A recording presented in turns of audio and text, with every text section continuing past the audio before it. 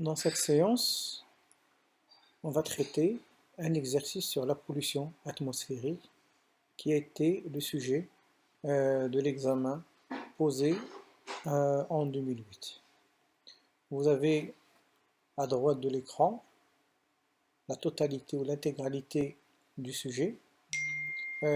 Comme chaque sujet d'examen, on peut le décomposer en deux parties. La première partie encadré en rouge, c'est une introduction générale. Et l'autre grande partie qui est encadrée en vert, ce n'est que les documents qu'on doit exploiter pour pouvoir résoudre la problématique donnée.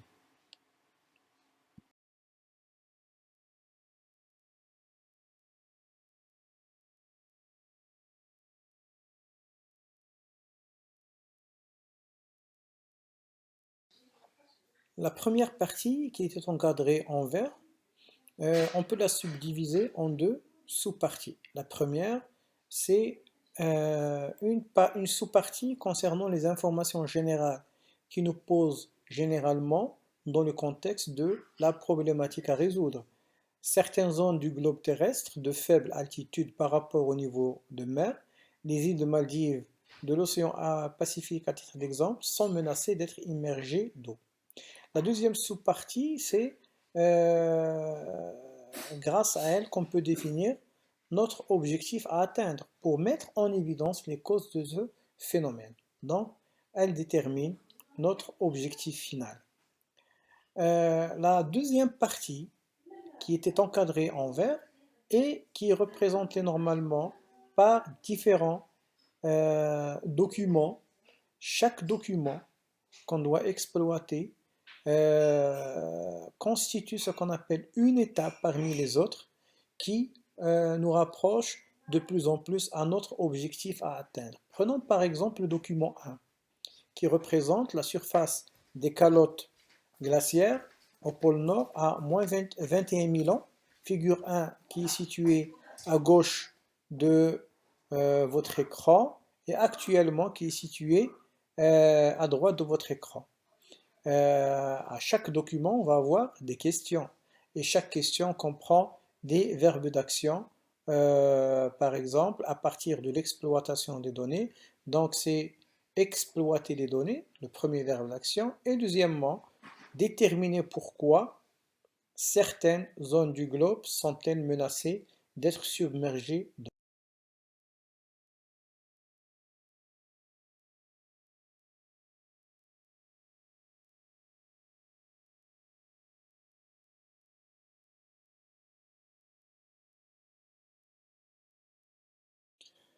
Commençons tout d'abord par l'exploitation des données que représente le document 1. C'est-à-dire qu'on va faire une analyse et donc c'est une comparaison entre les deux surfaces, les surfaces des calottes polaires ou calottes glaciaires représentées au niveau de la figure 1 et de la figure 2. Il y a moins 21 000 ans, la surface des calottes glaciaires était très grande, alors qu'au temps actuel, ces surfaces ont diminué de diamètre et donc sont plus petites. Donc en passant de moins 21 000 ans au temps actuel, on remarque qu'il y a une diminution de la surface des calottes polaires. Après, c'est le deuxième verbe d'action, déterminer pourquoi. Déterminer pourquoi, c'est-à-dire qu'on va trouver la relation entre la diminution des surfaces des calottes glaciaires et la problématique posée au niveau de l'introduction générale, qui est la menace de certaines zones à basse altitude du globe d'être submergées d'eau. Pour cela, la diminution de surface des calottes polaires, sachant que les calottes polaires sont formées de glace, c'est-à-dire que la diminution de leur surface est due à la fonte des glaces. Tout l'eau résultant de cette fonte des glaces va s'ajouter aux eaux des océans et donc va faire augmenter le niveau des océans qui va submerger ou menacer certaines zones à basse altitude du globe d'être submergées d'eau.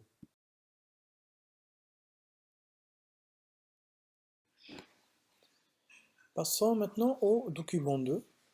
On a pu suivre l'évolution du taux de CO2 atmosphérique et de la moyenne de la température de la Terre depuis 1700. Les résultats obtenus sont représentés sur le document 2 qui est sous forme de courbes ou de graphes. Premièrement,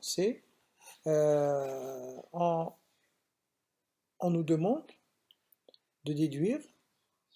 Que pouvez-vous en déduire de l'analyse des données du document 2? Donc, ce sont deux verbes aussi d'action. Premièrement, c'est l'analyse des données. Et deuxièmement, c'est la déduction, déduire. Pour l'analyse des données, c'est une description objective. C'est-à-dire qu'on va traduire les données expérimentales représentées par les deux courbes en phrases courtes, simples, mais bien précises. On peut commencer notre phrase par on observe, on note. Prenons par exemple la variation du taux de CO2 atmosphérique en pour 1000. Premièrement, l'évolution de sa concentration, on peut la subdiviser en deux parties. La première partie de 1700 jusqu'à la période industrielle est une partie où la concentration elle est constante, donc c'est une stabilité, en une valeur de 0,3 pour 1000. Mais à partir de la période industrielle, on remarque qu'il y a une augmentation de cette concentration jusqu'à atteindre une valeur maximale de 0,35 pour 1000 en l'an 2000. On a fait une description objective, c'est-à-dire qu'on a pu analyser la première courbe.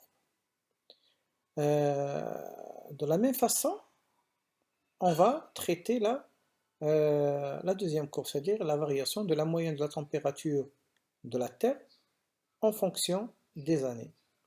Donc, la température moyenne de la Terre aussi peut être subdivisée en deux parties. Une partie où la température elle est stable, de 1700 jusqu'à 1900, et à partir de 1900, on remarque qu'il y a une augmentation de la température jusqu'à atteindre plus 1 degré Celsius en l'an 2000. Donc vous avez tous les éléments pour pouvoir rédiger votre analyse. Déduction maintenant. C'est la deuxième partie de la question numéro 2. Déduire, c'est déterminer le ou les causes directes responsables des résultats décrits au cours de l'analyse. C'est-à-dire qu'on va chercher la relation entre l'augmentation du taux de CO2 atmosphérique et l'augmentation de la moyenne de la température de la Terre. Lorsque le taux de CO2 est constant, on constate que la moyenne de température de la Terre elle est aussi constante. Mais à partir de la période industrielle où il y a une augmentation du CO2, cette augmentation elle est suivie d'une augmentation à partir de 1900, d'une augmentation de la température. Donc, la déduction, c'est que l'augmentation de la concentration du CO2 due aux activités industrielles a causé l'augmentation de la température moyenne de la Terre de plus 1 degré Celsius. On va parler d'une accentuation de l'effet de serre.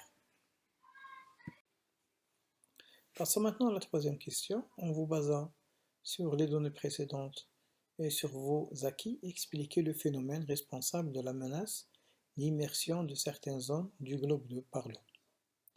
Expliquer qui est le verbe d'action caractéristique de la troisième question.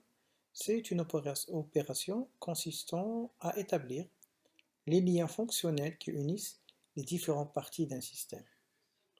C'est-à-dire qu'on va utiliser les données précédentes qu'on a pu extraire à partir des documents précédents.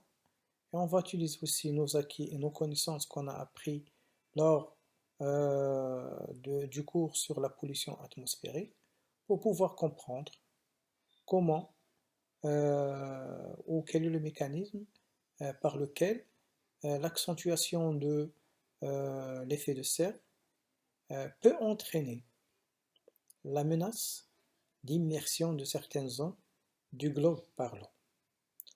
Comme vous savez tous que le CO2 est un gaz à effet de serre qui a la capacité et l'aptitude à absorber les infrarouges, ce qui entraîne un réchauffement de la planète. C'est l'effet de serre naturel. Et c'est cet effet de serre naturel qui a réchauffé la planète jusqu'à atteindre une température optimale de plus 15 degrés, qui est vraiment favorable à l'apparition et la continuité de la vie sur Terre. Mais la problématique posée, qui est l'élévation de la concentration du CO2 atmosphérique causée par les activités industrielles. Cette augmentation, elle fait augmenter la quantité des infrarouges absorbés. Et lorsqu'il y a une grande quantité d'infrarouges absorbés qui persistent dans l'atmosphère, alors ça va entraîner une augmentation de la température moyenne de la Terre. L'augmentation de la température de la Terre, c'est elle qui va entraîner et provoquer la fonte des glaces, et donc tous les eaux résultant de cette fonte vont s'ajouter aux eaux des océans, ce qui va faire augmenter le niveau des océans, et donc ça va menacer d'immersion de certaines zones du globe par l'eau.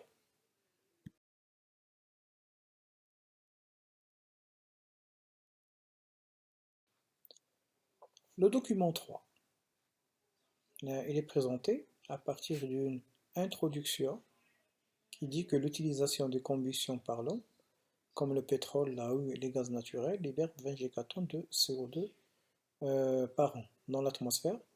À cette quantité s'ajoutent 3,6 gigatonnes de CO2 résultant des incendies. D'autre part, les océans stockent 8 gigatonnes de CO2, de la quantité totale sous forme de CO2 dissous dans l'eau, d'où sa participation à la conservation de l'équilibre naturel du taux de CO2 atmosphérique. Donc cette introduction, elle nous présente un des rôles essentiels des océans, qui est le stockage d'une grande quantité de CO2 de l'atmosphère sous forme de CO2 dissous, et donc sa participation à la conservation de l'équilibre naturel du CO2 atmosphérique. Le document 3 résume les résultats des expériences enregistrées concernant la variation du CO2 dissous dans l'eau ainsi que la température de l'eau en fonction du temps. Les résultats sont sous forme de courbes. Premièrement, une courbe qui représente la variation de la concentration de CO2 dans l'eau en fonction du temps, et le temps il est représenté en minutes, et aussi la variation de la température de l'eau en fonction du temps qui est aussi en minutes. Si on prend le début de l'expérience de 0 à 3 minutes, on constate une concentration de CO2 qui est constante en une valeur de 300 micromoles par litre, et une constante, une stabilité dans la température de l'eau, ou une stabilité de la température de l'eau en une valeur de 25 degrés Celsius. Mais après 3 minutes, on constate une diminution de la concentration du CO2 dissous dans l'eau jusqu'à atteindre une valeur minimale vers les 250 à peu près, suivi d'une aussi une augmentation de la température jusqu'à atteindre une valeur de 40 degrés Celsius. Donc, lorsque la température est constante, la température de l'eau est constante, donc la concentration en CO2 elle est aussi constante. Mais lorsque on enregistre une augmentation de la température de l'eau, la concentration de CO2 dans l'eau, elle diminue. Et donc, il y a une relation entre la température et la concentration dans l'eau du CO2 dissous. Lorsque il y a augmentation de la température de l'eau, la solubilité des gaz, normalement, elle diminue. Essentiellement CO2 qu'on a pris comme exemple dans cet exercice-là. Et donc, lorsque la solubilité des gaz, elle diminue, c'est-à-dire qu'il y a un dégagement du CO2 de l'eau vers l'atmosphère, ce qui explique, si vous voulez, la diminution de la concentration du CO2 dissous dans l'eau. La quatrième question, c'est expliquer la relation entre l'élévation de température de la Terre ainsi que le rôle des océans dans la conservation du taux de CO2 atmosphérique. L'augmentation de la température, comme on avait vu, elle provoque la diminution de la dissolution du CO2 dans l'eau. Prenons cela à l'échelle du globe. À cause de l'accentuation de l'effet de serre, les océans se réchauffent, et lorsque les océans se réchauffent, elles provoquent le dégagement du CO2 par diminution de la solubilité des gaz dans l'eau. Et donc, il y a un dégagement du CO2 vers l'atmosphère, mettant en jeu le rôle des océans dans le stockage du CO2, ce qui va entraîner un déséquilibre du taux atmosphérique, et donc ça va aggraver encore plus l'effet de serre.